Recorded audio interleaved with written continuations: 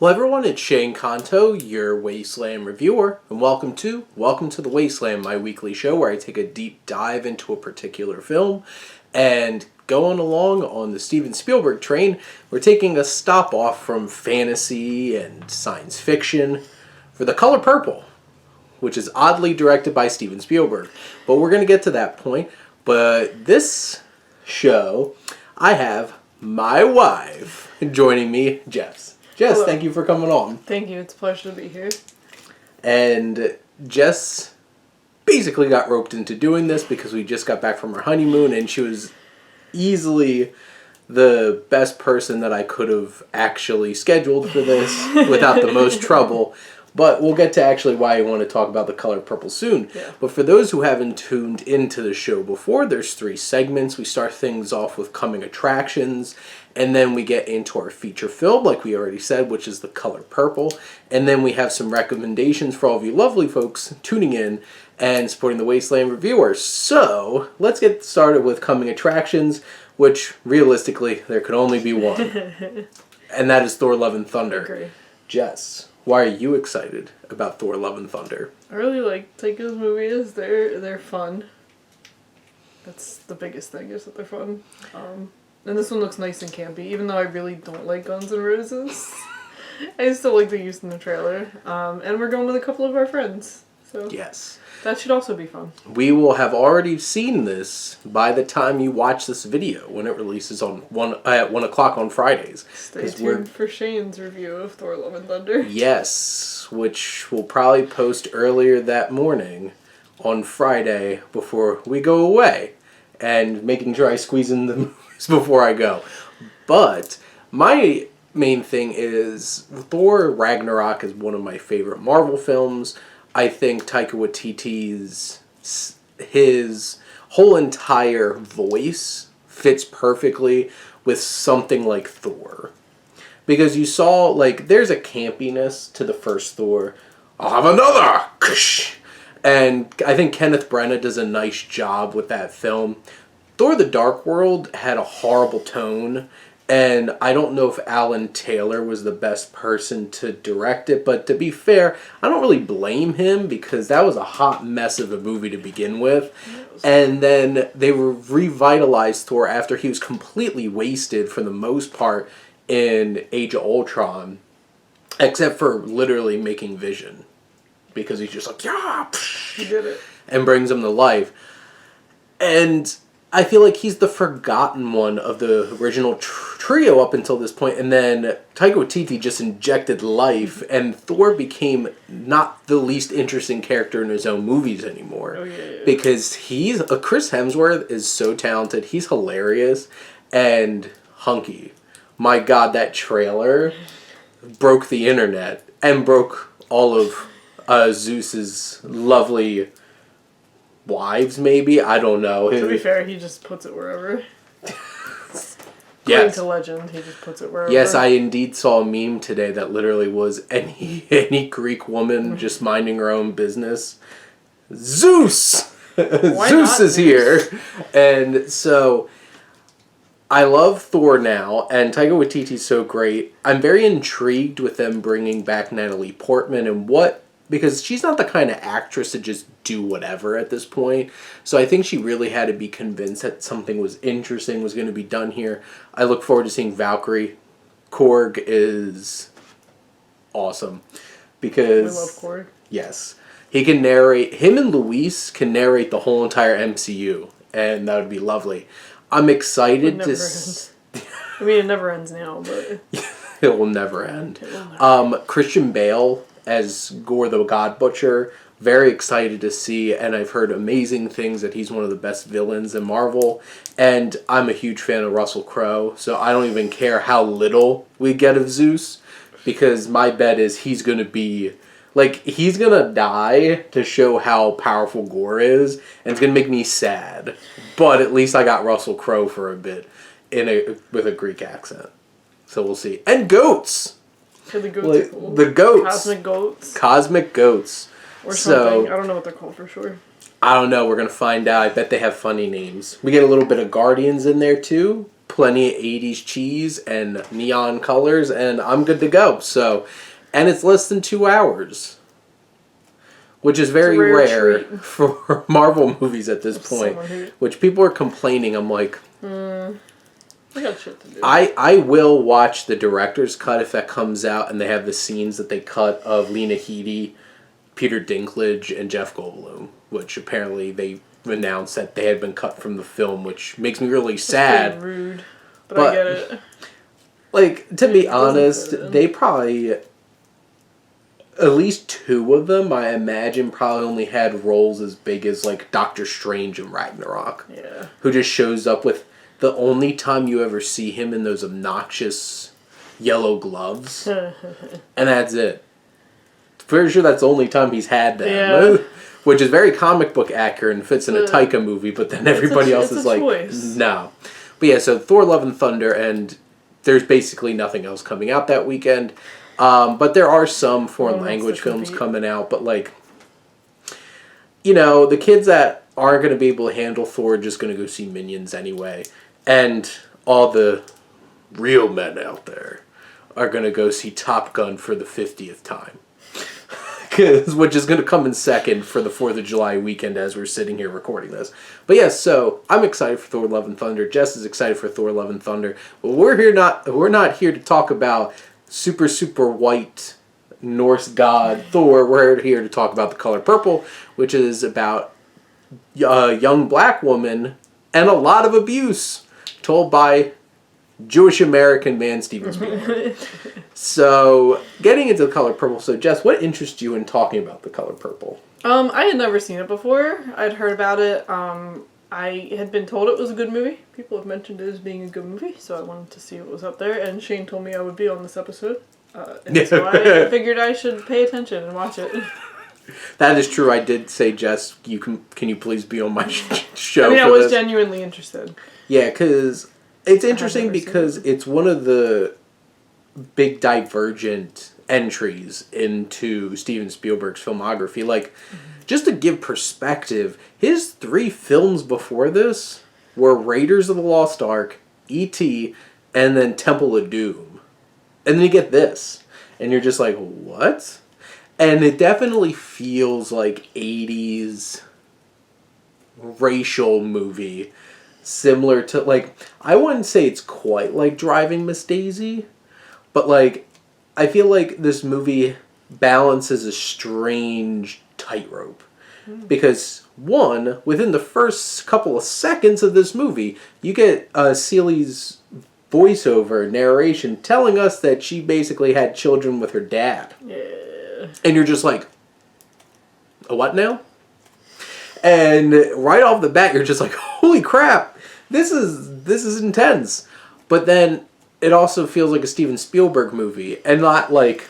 It's very sterile in some not ways, like, I think. yeah, and it doesn't quite feel like Schindler's List or Munich, which feel like more like poignant, impactful. Well, he has a personal connection to those. Which, very true, because what are they about? Jewish people. Yep. What does he not have a personal connection with? Being a black woman. In the South. In the South. In the early 1900s. In the early 1900s. And I was literally writing the Wasteland Vintage Roadshow article for this, which also, check that out when that publishes. Can't give you a good timing on when.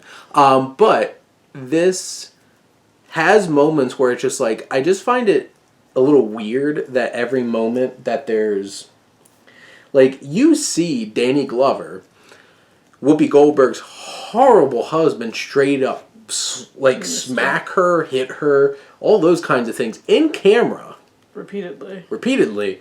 And then when Oprah, Sophia's ready to, like, knock this white man out, they drive a truck in front so he can't see it. Mm-hmm. And I find that odd. And I don't know if they were trying to, like, soften the blow because, you know, it was still the 80s. Mm-hmm. And being like, what will people think if we see a black woman straight up decking a white man in the face? He was being an asshole, so you probably should have felt good. But the thing is, you don't see that, but you see all this other abuse. So there's, like, it didn't age perfectly. There's just moments where it's just like, there's some sexism And not even like, probably not even intentional sexism. It's just like embedded in there that just like, this is not what we show on screen, but this is indeed what we show on screen. Yeah. It's okay for Oprah to get hit. Yes. Or Whoopi. And Whoopi on... It is not okay for in Oprah. Camera. Because Oprah, I mean, she even retaliates against her. Harpo? Yeah. We don't even get to see her deck him. Yeah. And I would have loved to see that. Harpo's such a spineless little crap in this movie. And right from the start, you don't like Harpo because, like, the first shot that you see of... Because, like... Isn't he the one that chucks the... Yeah, chucks something at Whoopi as she's walking up for the first time. Yeah. Celie just gets something chucked at her. I can't tell exactly what it was, but, like, little shit. Rock. I think it was a rock. It looked like a rock. She starts bleeding from her head. Oh, yeah, and then... At least they didn't show that. Yeah, they didn't show her getting hit with it. Yeah, because she does stumble on screen falling down with a cut on her head. And she's profusely bleeding. Yeah, at least they didn't show that, but they did show Danny Glover trying to chase down this chunky little kid. Which, Danny Glover had an interesting year because this was the same year Witness came out, and he is some kind of assassin in that, trying to take down Harrison Ford's character, who's hiding in Amish country. Witness. That's Witness in a nutshell. But he also plays one of the most despicable men I've seen in a movie. He is abusive, and, like, the only time he ever shows, like, that he isn't this, like, overpowering, like, uber macho kind of man is whenever he's around Suge. And so I think it's Margaret Avery. I'm bringing up... stand for Suge. Yes, he has the hots for Suge. And who doesn't? Yep, Margaret Avery, and she's great in this. She earned that Oscar nomination that her and Oprah both got for Best Supporting Actress. This won 0 Oscars. This won 0 Oscars, right? I think it won costume. No, Ron won costumes. Oh, I could also see that. I was looking this up because some context, because I like to talk about these kinds of things, is like basically both this and Out of Africa got 11 Oscar nominations, and Out of Africa like won all of them against Color Purple. It's just like... It's a movie about white people having a romance in Africa. Yes. That did Which not I feel up. like... I've never heard anyone really talk about it. I've only heard English Patient and Out of Africa being brought up as the most Oscar baity of Oscar baity movies. I guess it worked. They took the bait. I just love... If Seinfeld was going on in the 80s, Elaine totally would have shit-talked Out of Africa instead of The English Patient in that one episode. But, like... I won't go on this tangent about what I think are the best films from that year, but, like, it's Witness and Ron, but we're not here to talk about them. But, like, this did get snubbed, like, it got all those nominations, but barely won anything, if any. But... I was surprised at how good Oprah was, not because I didn't think she was a good actress, but because I'd never seen her act before. That's same true. with Whoopi. I only really remembered her from Sister Act and... Ghost. Ghost. Which she won an Oscar for. She did win for Ghost. I mean... For Best Supporting Actress. That's the thing, because if you were born in the 2000s, you would only know both Oprah and Whoopi as talk show hosts. Yeah. Because, like, Whoopi has been on The View for how long at this point? And I don't even think she really... They're all immortal at this point. Acts, really. Like, I just saw Rosie O'Donnell pop up in something recently. I'm like... You act again? Because, like, she was a big thing in the late 80s into the 90s, and so was Whoopi. I forgot about that. Yeah, she was in Tarzan. She was in A League of Their Own. Her and Madonna were best friends. She's the one that cries in baseball, right? No. Oh, definitely not. Oh, no, she'll kick your ass. She's one of those characters. Her and Madonna are best friends in A League of Their Own. But... Back to this, Whoopi Goldberg is fantastic in this movie. And that's definitely one of the highlights. You could say whatever you want to say about, like, this probably wasn't Spielberg's story to tell, and it feels a little neutered, I feel like, in the way that it's a little melodramatic. Yeah, oh, and interesting score by Quincy Jones, because it doesn't really feel like Quincy Jones music, which I feel like you would get Quincy Jones to get that kind of feel. But I did appreciate that they had him instead of John Williams. Because, like... John Williams. Let's be real here. Every Spielberg. It could have easily just been John Williams because Steven Spielberg would probably be like, "Hey, John, you ready? Yeah, Next that would have movie." been even worse. Which I feel like at least there's that kind of representation with Quincy Jones, even though the music's beautiful, but it creates a lot of... It's pastoral and it goes that idyllic. Yeah, and it goes along with some very melodramatic scenes. There's a couple of scenes in this film where I feel like it does have an edge, and one of them is the couple of times it teases is Celie gonna actually murder her husband. Because pretty tense. She got real damn close. And that scene is probably one of the best scenes in the whole entire movie. I was on the edge of my seat being like... The mailman. Yeah. Is she gonna do it? Because I don't think she knew if she was gonna do it. Yeah, and then you have Shug running up and like grabbing her arm. She's about to go full blown Sweeney Todd on him. But it is very satisfying, some of the scenes where you see Danny Glover like blubbering over Shug and like making her breakfast and completely fucking it up. Yep. And her flipping a shit on him. Trying to kill me? Yeah.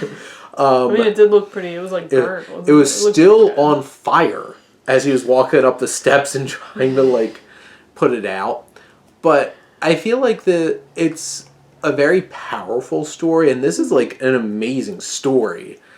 I just feel like in many ways it feels like that 80s kind of... I read a review that said it was the story, like it followed the story closely without any of the spirit of it. Like without the depth of the story, without the feeling. Mm-hmm. And I'm very interested because they are making a musical adaptation of this coming out in 2023. And it is from a lot of black creators, and it's like, I'm interested to see how that goes versus this. But it would be wrong to not give credit where credit's due because the acting in this is A+. And like, I don't think anybody's going to go around saying like Danny Glover is one of the actors of his generation. Like, he does what he does well. But like, he is such a bastard in this movie.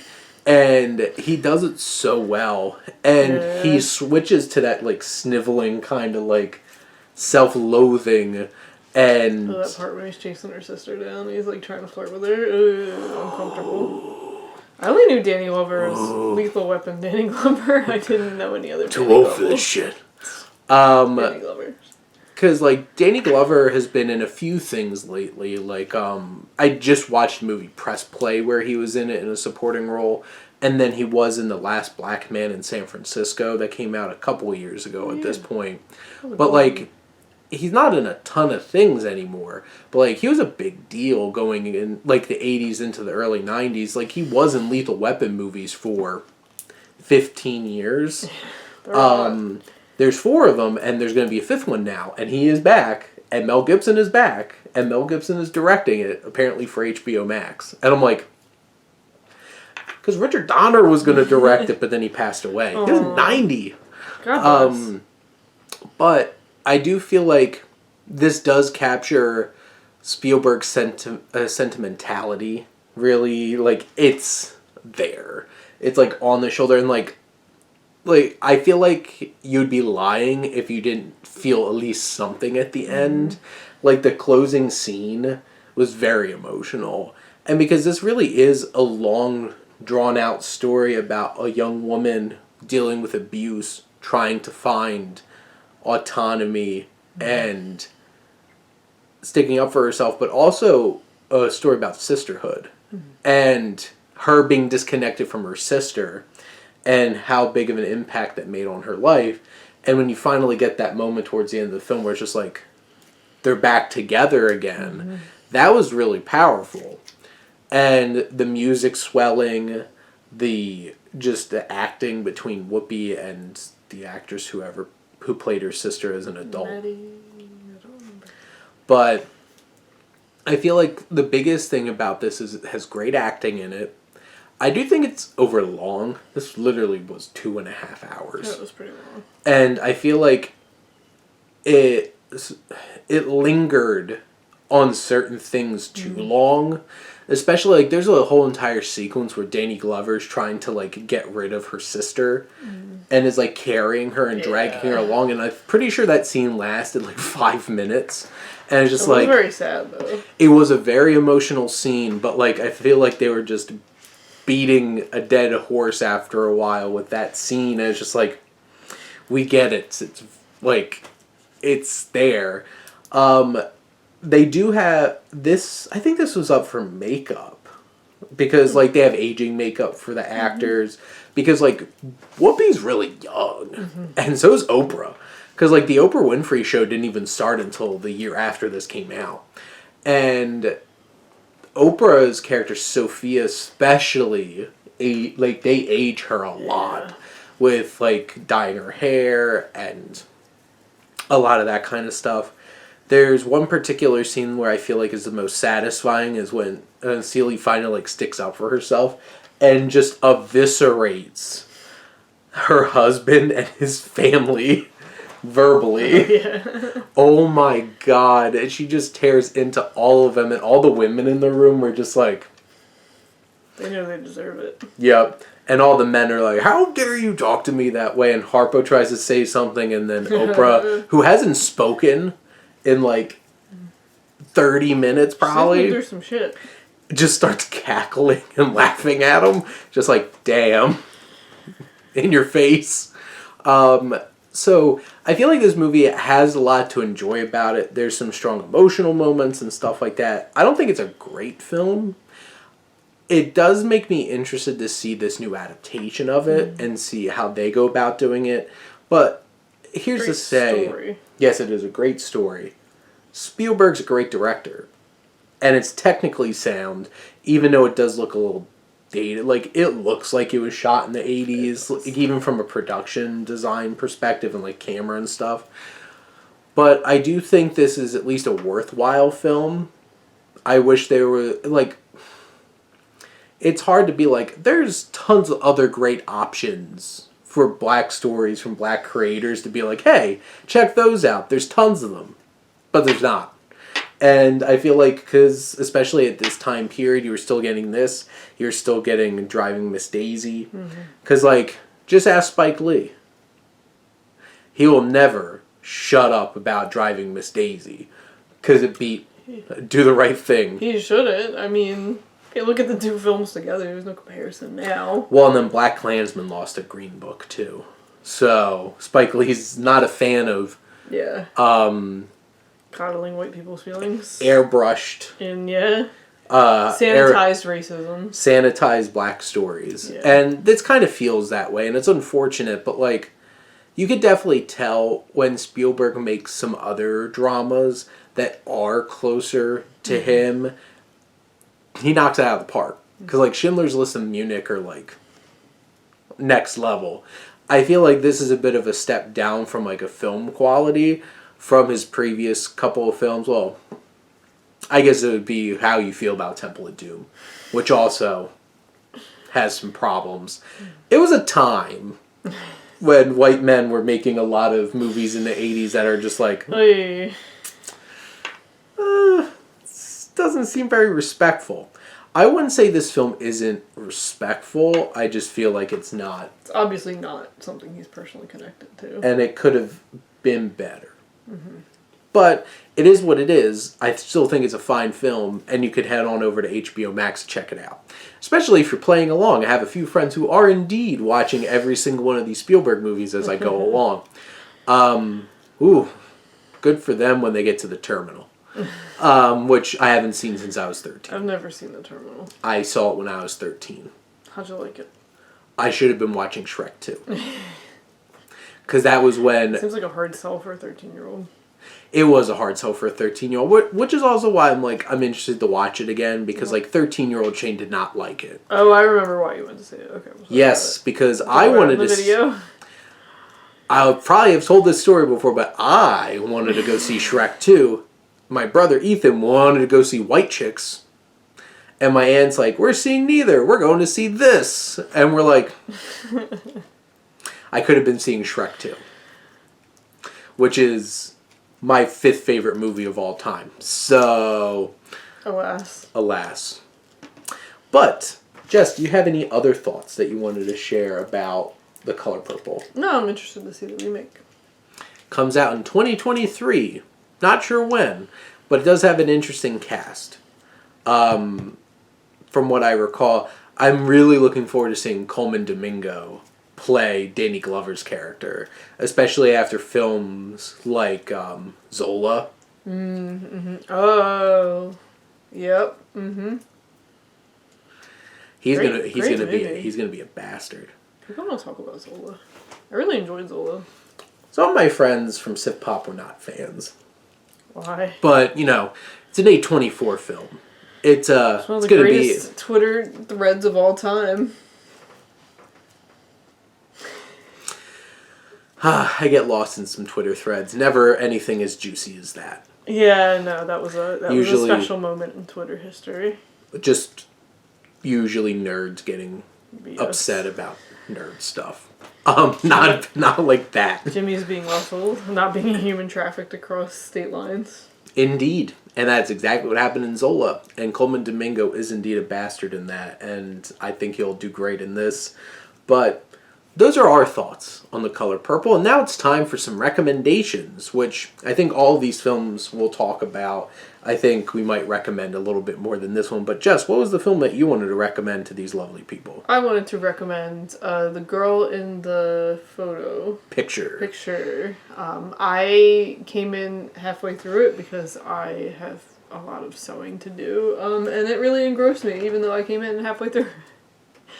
I really liked it. So if the first half is as good as the second half, which Shane assured me it is, I recommend that. Yes. I also really like what the director does with, it's true crime, but I like what the director does with true crime because, I, like many people, like many of our generation, especially, I'm really into true crime, but I'm finding myself getting pickier with it because a lot of it is very disrespectful and it really fetishizes the murderer. It's turning into Criminal Minds. Yeah, I really don't. I'm not into that.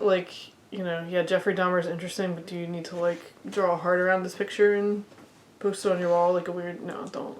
I will never get behind that. But anyway, I found it very respectful of the people involved in the story who are not the murderer. Couple of thoughts. One, my favorite versions of all of these serial killers would be from South Park episode when it's Satan's birthday and they have the Three Stooges as serial killers. And it's John Wayne Gacy, Dahmer, and Ted Bundy. Ted Bundy. Yeah. Ted Bundy is Mo. And Dahmer is Curly. He would have hated that. And Gacy is oh no. Curly is John Wayne Gacy is Curly. Yeah, Larry. Is it Larry? Larry's the ginger one. With the curly hair. That was Mo Dahmer. is the bowl cut. Yeah, so they all looked like themselves. It's just that was their pieces to it. Specific rules. Yes, and yeah. Yeah, fuck all them. They all wind up killing each other anyway. So, trying to get Satan's Ferrari cake. But second thought, Jess woke up in the middle of it. This is when she came in to watch the rest of it. I move around a lot, and sometimes I can't remember. Alright, well, I still enjoyed it. I live hours before Jess usually wakes up, so occasionally, usually I'm through a movie before you wake up. I'm not a morning or a night person. I just like to sleep as much as possible. Oh yeah, I had a bunch of videos that I recorded that morning. So that's why it took me longer. Well, and thank God it did. Now I can remind. Yes, so Jess got to see some of it. And Skye Borgman, who's the director of the film, does have a nice twist on true crime documentaries in the way that it's much more human. And by the end, you care more about the human experience than, the crime. But, boy, is the first 30 minutes of this documentary juicy. It comes out on Netflix. By the time this posts, it will be on Netflix. So you can check it out. Hey. No, you can check it out now. It's still on my Netflix. Hey. But if you want to check out one of my favorite interviews that I've done, it was actually with Skye Borgman for Dead Asleep, which was her last documentary that came out on Hulu back in December, and I got to interview her, so check out that episode, Lost in the Wasteland. Shameless plugs all around. But my recommendations, so the one movie that I actually got to watch on my watch list that wasn't a bunch of films from the late 1800s and the year 1900, because I did watch a ton of those, and like, people doing stuff. I don't know if I'd go as far as recommending them to people, as like, unless you're a cinephile, I don't think you're gonna appreciate stuff back then, because like narratively, like the closest thing to a full narrative that I watched was Jeanne d'Arc, which is my horrible French for Joan of Arc, and Jeanne d'Arc. Yeah, you were close. And that was from Georges Méliès, and it was like a 10-minute film. So, like, it had enough time to flesh out some things.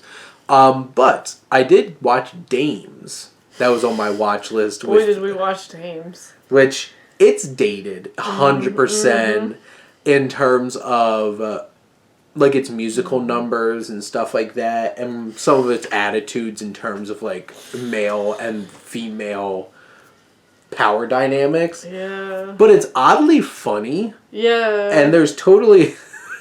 I think all of us looked at all of us 100% like, this person has autism.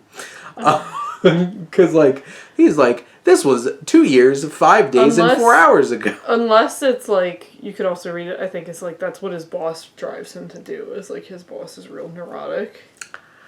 I'm going to go with, like, that guy was very specific. He was very stilted. But there's some crazy characters in it. It's wild. It's a wild movie. And it was like $2 to rent on Amazon. It's from 1934. It's literally only the second film that I've seen from 1934. Which the other one is It Happened One Night. So, like, that's a classic. Yeah. And I think Dames is interesting to watch. The new film that I saw that is out now is Mr. Malcolm's List. Which, if you like that British stuff, like I like that British stuff, and you like Bleecker Street, because Bleecker Street puts out some amazing content, this is a charming and enjoyable romantic comedy that is a period piece. And boy, are they sassy to each other. We love a good period piece. Yeah. They're cheeky. And then my own film that rewatched recently, because we watched a handful of them over our honeymoon at different times, I was very tempted to put Popstar. Oh, yeah. If you haven't listened to the song Finest Girl, the Bin Laden song, what are you doing with your life? And I also watched Duck Soup again, which Marx Brothers great. But I wanted to throw some attention towards the Rover, because I don't feel like a ton of people have seen this. If you love Mad Max and some post-apocalyptic, like, I feel like this gives off more the road vibes than it gives off Mad Max vibes. Because, like, don't go in thinking that this is, like, a crazy thrill ride of, like, car chases and stuff like that. The opening like, the best part of this movie is the opening sequence. Yeah, that's good. With Guy Pearce's character stalking these people who stole his car. That's great. But Guy Pearce is great in this. Robert Pattinson's great in this. You have some small roles from Scoot McNairy, who plays Robert Pattinson's brother. But this is a great Australian post-apocalyptic film from A24 from David Michaud. I have to double check. His last name is Michaud. He also did the film Animal Kingdom, which is also an Australian film. That's a great crime thriller. And he also did The King with Timothée Chalamet and Robert Pattinson in it on Netflix. And he has some really good works. And this is peak post-apocalyptic kind of stuff. And more like realistic takes, I think. It is definitely more realistic and also dark. Like, people have divulged into doing some horrible things in this future. Very disgusting. As usual with post-apocalyptic films. Because people are great, aren't we? And on that note, so those are some recommendations. Obviously, some of them more fun than others. I think if you really want to have a fun time, just watch Pop Star, Never Stop, Never Stopping. Because The Lonely Island is perfect, and they have made the greatest rock mockumentary this side of This Is Spinal Tap. And you could take that to the bank, and I'd fight you. What other ones besides This Is Spinal Tap are there? In this one? Mighty Wind. I really like A Mighty Wind. That's... Yeah. Well, it's funny because this is finally out now after Rowan and I recording for 9 weeks. Rowan and I have Rowan in the Wasteland, our new podcast, and our first episode debuted, which is The Velocipaster. Which, my God. But our first community one, we're inviting some of our friends from Sif Pop on, and we're going to be talking about Pop Star, Never Stop, Never Stopping. And I had to put together my top 5 mockumentary list. And let's just say it's mostly Pop Star and movies involving Christopher Guest. I mean, he's perfect. And What We Do in the Shadows. Which is my favorite. Yeah. But check that out. Plenty of things to check out. Maybe even check out The Color Purple, because, that was the whole entire point of this episode. But next week I have my buddy Jim coming on, which Jim's always a great time on the show. Really enjoying my series on Wasteland Talks where we're diving into particular albums with him and Alex. But we're going to be talking about the Empire of the Sun, starring Christian Bale as a child. Oh, interesting. Yep, one of Christian Bale's early roles. You can see him before, you'll see that, and here I was talking about that after you see him as Gore the God Butcher. And then, I believe, we're getting back into some more of that fantasy adventure kind of stuff, and Last Crusade. So excited. Oh, I can't wait to have Man Crush talk about Sean Connery as Henry Jones Sr. Junior! But that's for another week. But Jess, thank you for coming on. Is there anything you want to shamelessly plug for our lovely audience here? Shane's channel, check it out. If you like this video. Wow, see more videos like this video. She shamelessly plugged my channel. And thank all of you for tuning in and always supporting your Wasteland Reviewer. I can't believe you've done this. I'm leaving that in.